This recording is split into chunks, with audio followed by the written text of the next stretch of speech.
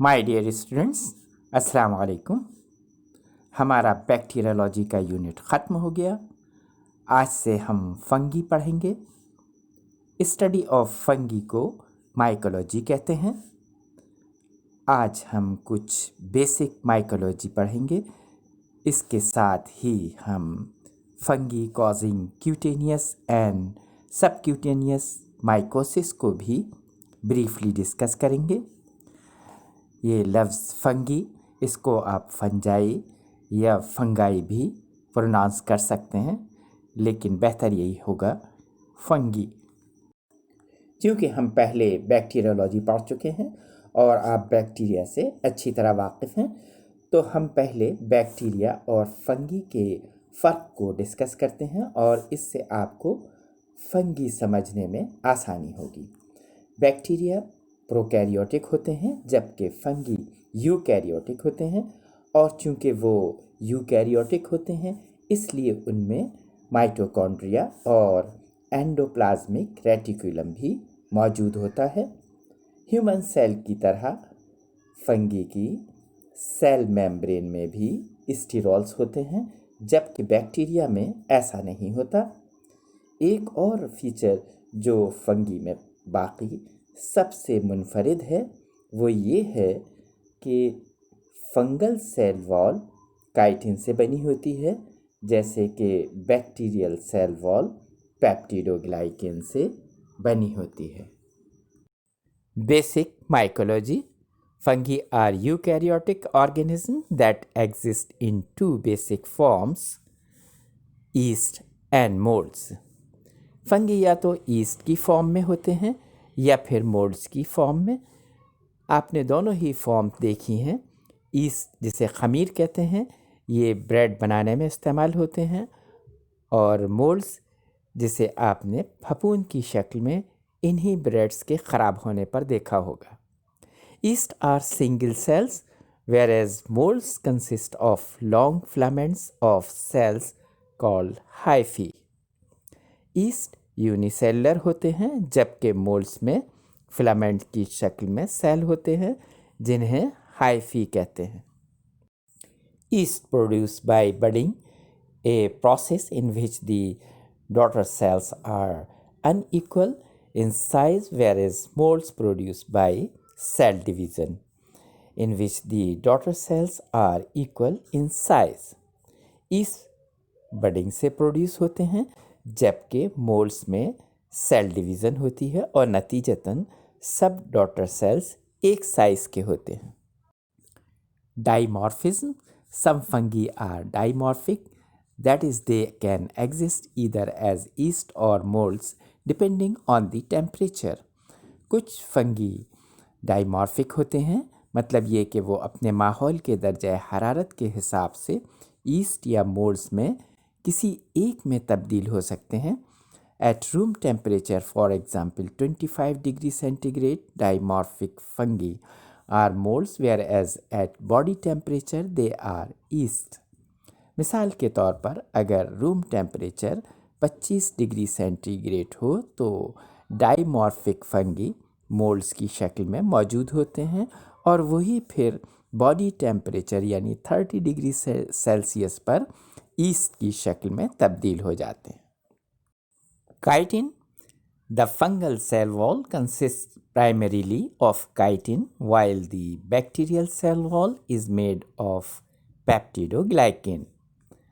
हम इस लेक्चर के शुरू में ही बता चुके हैं कि फंगल सेल वॉल बुनियादी तौर पर काइटिन से बनी होती है, जबकि बैक्टीरिया में सेल वॉल पेप्टिडोग्लाइकेन से बनी होती है। Chitin is a polysaccharide composed of long chains of N acetyl glucosamine. Ergosterol. The fungal cell membrane contains ergosterol in contrast to human cell membrane which contains cholesterol, whereas the bacterial cell membrane does not contain esterol. Fungi की cell membrane में ergosterol मौजूद होता है, जबकि human cell में ergosterol की जगह cholesterol होता है। इसके बरअक्स बैक्टीरियल सेल मेम्ब्रेन में सिरे से स्टेरॉल नहीं होते, सिवाय एक माइकोप्लाज्मा के। Features of important fungal diseases. My dear students, fungal infections को 4 कैटेगरीज में डिवाइड किया गया है। क्यूटेनियस इन्फेक्शंस, जो जिल्द की ऊपरी सतह यानी एपिडर्मिस, बालों और नाखून में होते हैं। इसमें डर्मेटोफाइट्स बहुत अहम है, जिनसे रिंगवर्म होता है। इसे आम अल्फाज में दाद भी कहते हैं। इससे आप बखूबी वाकिफ़ होंगे। इसके अलावा सबक्यूटेनियस और सिस्टमिक इन्फेक्शंस होते हैं। अपॉर्चुनिस्टिक इन्फेक्शंस वो होते हैं जो आम हालात में तो कोई डिजीज़ नहीं करते, लेकिन इम्यूनो कम्प्रोमाइज स्टेट में काफ़ी मुहलिक मर्ज पैदा कर सकते हैं। इस लेक्चर में हम fungi causing cutaneous and subcutaneous mycosis को मुख्तसरन पढ़ेंगे। ट्राइकोफाइटोन, एपिडर्मोफाइटोन, माइक्रोस्पोरम को डर्मेटोफाइट्स कहते हैं और ये रिंगवर्म पैदा करते हैं। हम इसी को तफसील से डिस्कस करेंगे।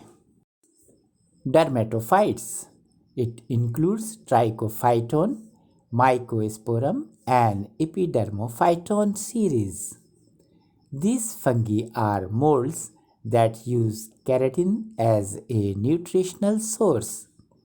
ये फंगी मोल्ड्स की शक्ल में होते हैं और इंसानी जिल्द के केराटिन को ग़िज़ा के तौर पर इस्तेमाल करते हैं।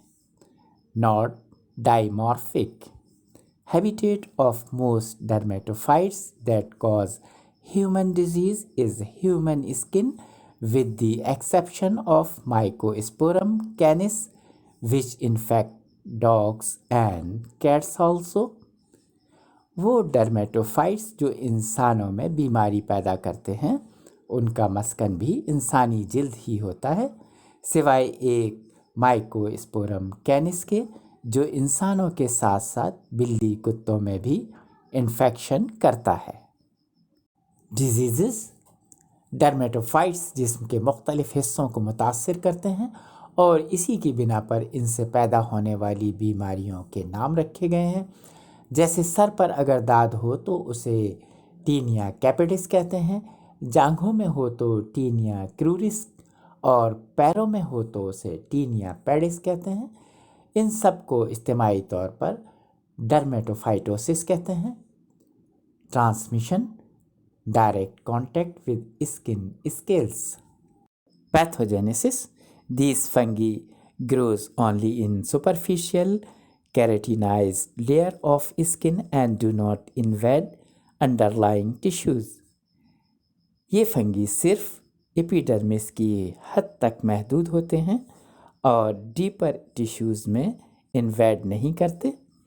The lesions are due to the inflammatory response to the fungi. इन फंगी से जो दाद बनते हैं वो दरअसल हमारे जिस्म की फंगी के ख़िलाफ़ इन्फ्लेमेटरी रेस्पॉन्स होता है। Frequency of infection is enhanced by moisture and warmth, for example inside shoes. इन फंगल इन्फेक्शन को नमी से सराहियत मिलती है और ये नमी से खूब फलते फूलते हैं। Laboratory diagnosis. Skin scales should be examined microscopically in a KOH preparation for the presence of hyphae. जिस तरह से बैक्टीरिया को स्टेन करके माइक्रोस्कोप में देखा जाता है, इसी तरह कई फंगी को KOH प्रिपरेशन में माइक्रोस्कोप में देखा जाता है और इन्हीं में डर्मेटोफाइट्स भी शामिल हैं। The organism is identified by the appearance of its mycelium and its sexual spores on Sabouraud agar. जिस तरह बैक्टीरिया को मुख्तलिफ अगार में कल्चर किया जाता है, इसी तरह कई फंगी की ग्रोथ भी सबोरो अगार में देखी जाती है बशमूल डर्मेटोफाइट्स के। Serologic test are not useful. Thank you, my dear students. Allah Hafiz.